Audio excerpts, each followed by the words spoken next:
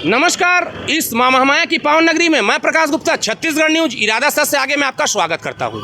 मैं आपको बता दूं कि अभी मैं छत्तीसगढ़ के सरगुजा जिले के अंबिकापुर शहर के गांधी चौक एसपी रेसिडेंस के सामने एक धरना प्रदर्शन पंडाल में उपस्थित हूं, जहां पे आपको मैं बता दूं कि 5वीं अनुसूचित क्षेत्र सरगुजा जिले के ग्राम नेहरू नगर डिगमा में 4 पीढ़ियों से निवासरत मूल निवासियों को Chhattisgarh state warehousing corporation निर्माण के नाम पर षड्यंत्र कर काबिज भूमि से बेदखल किए जाने के विरोध में ये धरना प्रदर्शन किया गया है।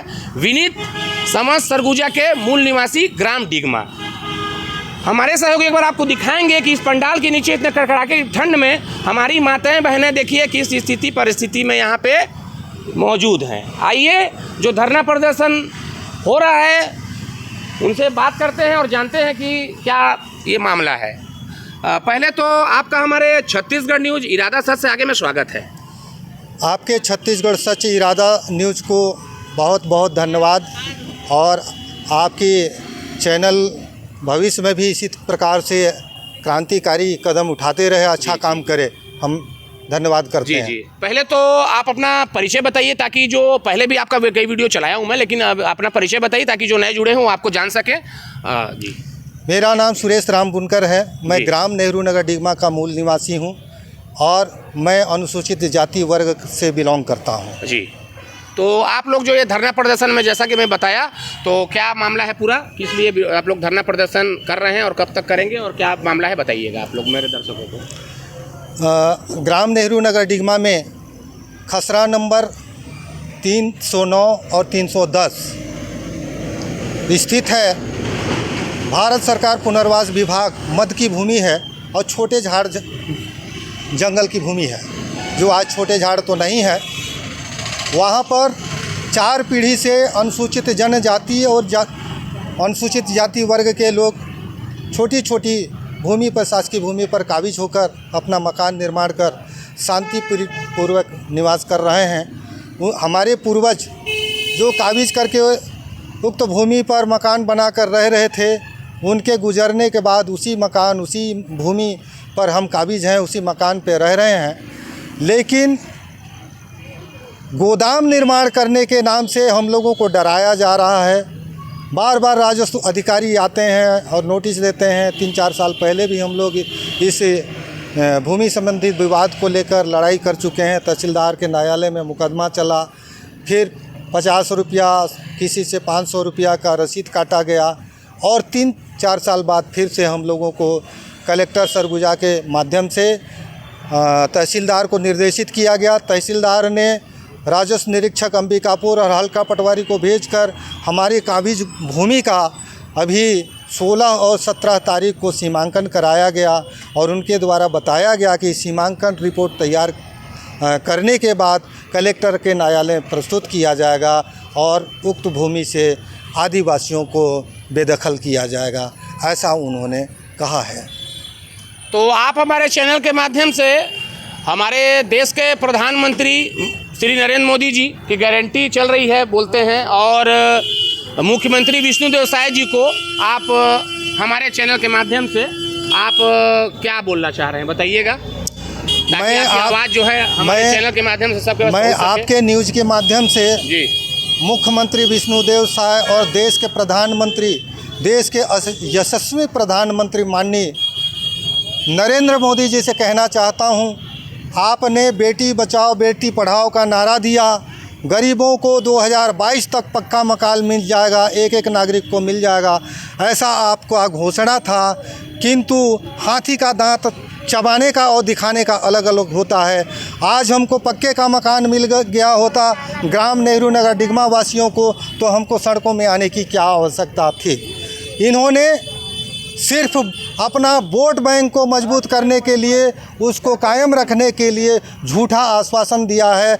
हम छत्तीसगढ़ के यशस्वी मुख्यमंत्री, आदिवासी मुख्यमंत्री जी से कहना चाहते हैं, आप भी गांव देहात से उठकर आज एक सरपंच से आपने अपने जीवन का कैरियर शुरुआत की थी।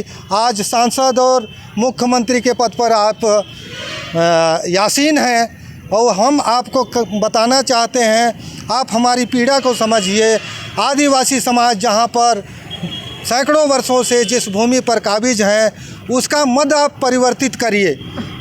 भारत सरकार पुनर्वास विभाग को बदलिए, राजस्व भूमि में उसको तब्दील करिए। इसके बाद छोटी छोटी टुकड़ों में उस भूमि का पट्टा दिया जाए। विदेशी लोग हमारे देश में शरण लेकर रह रहे हैं। पूर्वी पाकिस्तान, बांग्लादेश, नेपाल, तिब्बत के लोग रह रहे हैं। ईरान और इराक के लोग शांति प्रिय ढंग से यहाँ रह सकते हैं। तो हम भारतीय मूल निवासी जाएं तो जाएं कहाँ? हमारी पीड़ा को कौन समझेगा, कौन सुनेगा? हम आपसे मांग करना चाहते हैं, जिस भूमि पर हम कब्जे में हैं, जिस पर हमारा मकान बना हुआ है, हम जीवन भर की पूंजी लगाकर छोटी सी मकान बनाकर अपने परिवार के साथ शांतिपूर्वक निवास कर रहे हैं। हमारे घरौंदों को ना कुचलें, हमारी छोटी सी झोपड़ी को ना कुचलें। हमको उस ज़मीन का पट्टा दीजिए। हम आपसे कुछ मांगना नहीं चाहते हैं। हम मेहनत और मजदूरी के बल पर अपना जीवन और गुजर बसर कर पाएंगे। तो आप लोग को जो है, जहाँ भी आप लोग वर्तमान में रह रहे हैं, लगभग कितने परिवार होंगे जो इसके अभी मतलब शिकार हो रहे हैं, जो प्रभावित देखिए, होंगे? हम अभी 50 से 55 घर लगभग इस षड्यंत्र का शिकार और बुलडोज़र का शिकार होने वाले हैं। यदि सरकारी फरमान आ जाता है और ये इनको हटाओ, और अगर हमको गोली और बारूद दिखाकर डराकर अगर हमारे घरों को ध्वस्त कर देते हैं, चकनाचूर कर देते हैं, तो 50 से 55 परिवार बिखर जाएगा। तो 200 से 250 परिवार सड़कों पर आ जाएंगे। तो आपको हमारे छत्तीसगढ़ के जो मुख्यमंत्री हैं श्री विष्णुदेव साय जी, उन पे भरोसा है आपको कि आप लोग का जो है, जो धरना प्रदर्शन आप लोग जिस लिए किए हैं, क्या वो आप लोग को लग रहा है कि आप लोग का जो है छत बच जाएगा? मुझे पूर्ण आशा और विश्वास है, क्योंकि इस प्रदेश में पहली बार कोई आदिवासी मुख्यमंत्री अपने पद पर, कुर्सी पर, गद्दी पर बैठा है। तो मुझे लगता है कि आदिवासियों की जो पीड़ा है, जो दुख दर्द है, उनकी कानों तक सुनाई देगी और वो न्याय करेंगे, ऐसा मुझे प्रतीत हो रहा है। तो और भी आइए हमारे साथ यहाँ पे। हाँ, पहले तो आप जो है अपना परिचय बताइए। मेरा नाम सावित्री सुरेश लकड़ा है और मैं नेहरू नगर डिगमा की वासी हूँ। अच्छा, तो आप लोग यहाँ धरना प्रदर्शन में किस लिए बैठे हैं और कब तक बैठेंगे, थोड़ा सा बताइए। आप लोगों को क्या मतलब दिक्कत हुआ कि आप लोग यहाँ पे बैठे हुए हैं? देखिए, हम लोग डिगमा पे हमारे पूर्वज काफ़ी साल से वहाँ हैं, समझिए 100 बरस जी। तो उस समय से हम लोग वहाँ निवासरत हैं। तो अभी हम लोग के ऊपर कई बार से आया है नोटिस कि आप लोग वहाँ को खाली करिए। तो हम लोगों ने कई बार इस बात को शासन प्रशासन तक पहुँचाया है, लेकिन अब कुछ दिन तक बात दब जाता रहा। तो अभी फिर से पुनः गोदाम निर्माण के लिए उस जगह को खाली कराने के लिए काफ़ी षड्यंत्र चल रहा है। अभी कुछ दिन पहले पटवारी आरआई लोग आए थे, नापजोख करके गए हैं। तो उन्होंने ही कहा था कि भाई यहाँ पर गोदाम बनेगा। तो भाई गोदाम तो बनेगा, लेकिन हम गरीब मजदूर जाएंगे कहाँ? वहाँ जो छोटी छोटी झुग्गी झोपड़ी हम बना के रह रहे हैं, गरीब परिवार रह रहा है, वहाँ कोई नौकरी पैसा वाला आदमी नहीं है, केवल वहाँ मजदूर वर्ग के लोग रह रहे हैं। वहाँ सिर्फ 50 घर 55 घर नहीं है, वहाँ कई परिवार हैं वहाँ बस, उसमें छोटे बच्चे बड़े बुजुर्ग सब शामिल हैं।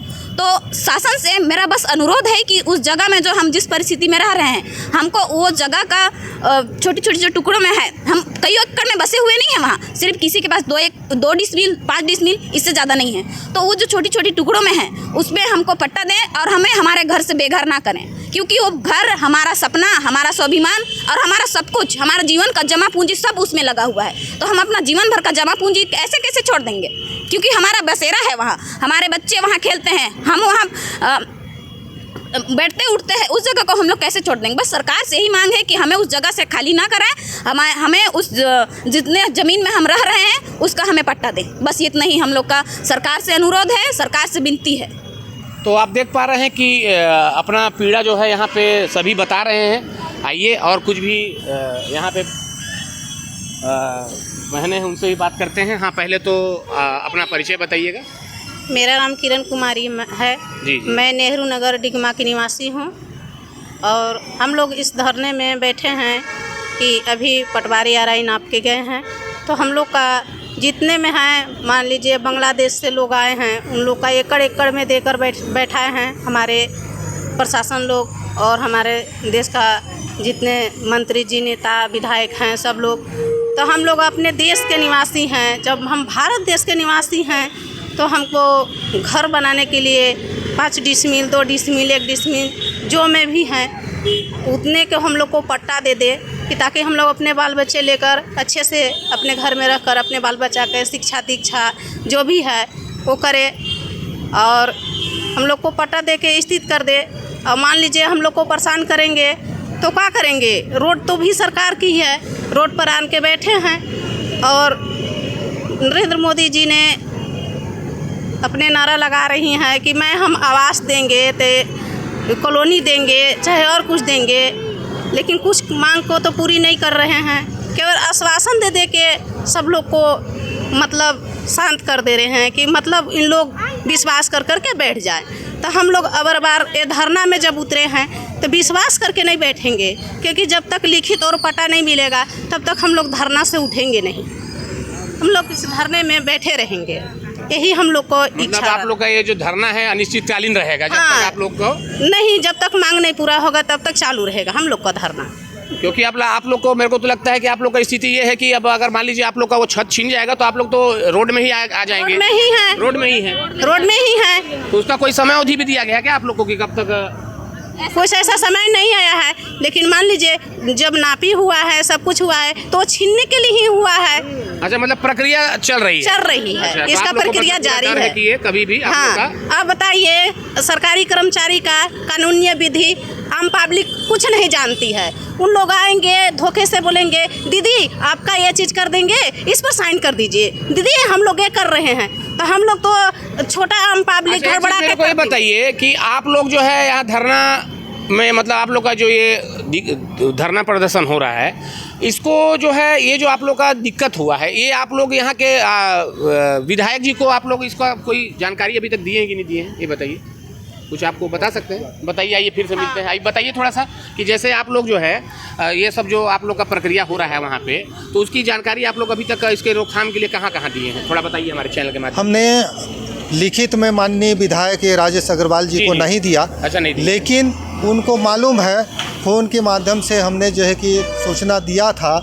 और भारतीय जनता पार्टी की सरकार अभी भी है, इसके पहले भी भारतीय जनता पार्टी के मुख्यमंत्री डॉक्टर रमन सिंह के शासनकाल में भी हम लोगों को नोटिस वोटिस दिया गया था और उनके प्रतिनिधियों के साथ मिलकर हम रायपुर भी गए हुए थे ताकि इस बीमारी से हमको हमेशा के लिए निजात मिल जाए। परंतु आज तक हम लोगों को किसी भी पार्टी की सरकार और उसके मंत्री और विधायक के द्वारा कोई रिलीफ नहीं दिया गया, तो हमको अंदेशा है कि हमारे साथ ये न्याय नहीं करेंगे, ऐसा लग रहा है। लेकिन अभी आदिवासी मुख्यमंत्री को यहाँ पे स्थापित किया गया है, वो आदिवासी समाज से बिलोंग करते हैं और जसपुर ज़िले के मूल निवासी हैं, तो शायद हमारी पीड़ा को वो समझ पाएँ, इसलिए हमको लगता है कि हमें न्याय मिल जाएगा। इसी आशा और उम्मीद के साथ उनसे विनती करते हैं कि हमारा जो मांग है, हमारी छोटी विनती है, उनके लिए बहुत छोटा काम है, इस छोटा सा काम को कर दें और आम जनता के हित में निर्णय लें और छोटी सी जगह का छोटे छोटे टुकड़ों में जिस ज़मीन पर हम काबिज होकर निवास कर रहे हैं उसका पट्टा दिला दें।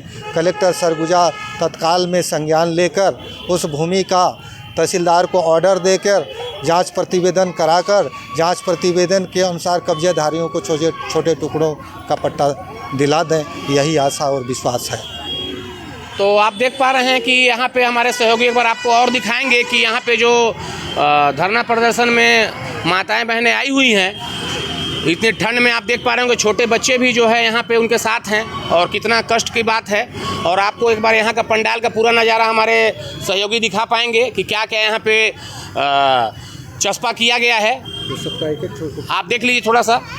हाँ जी, आप देख पा रहे होंगे कि इस बैनर में क्या लिखा हुआ है, बाहरी लोगों के लिए 7 एकड़ में 6.5 एकड़ खेती और 50 डिसमिल में बाड़ी, हम सरगुजिया को हटा रहे उद्योग के नाम पर बारी बारी।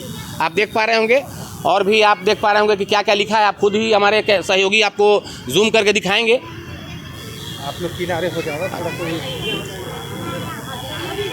आप देख पा रहे होंगे कि हमारे सहयोगी आपको पूरा यहाँ धरना प्रदर्शन में जो चस्पा किया गया है इनकी जो, ठीक है। अब मैं अपनी वाणी को विराम करते हुए मेरे सहयोगी के साथ मैं प्रकाश गुप्ता, छत्तीसगढ़ न्यूज इरादा सर से आगे, और मेरे यूट्यूब चैनल को भी आप छत्तीसगढ़ न्यूज इरादा सर से आगे को देख सकते हैं। जय हिंद, जय भारत, जय छत्तीसगढ़।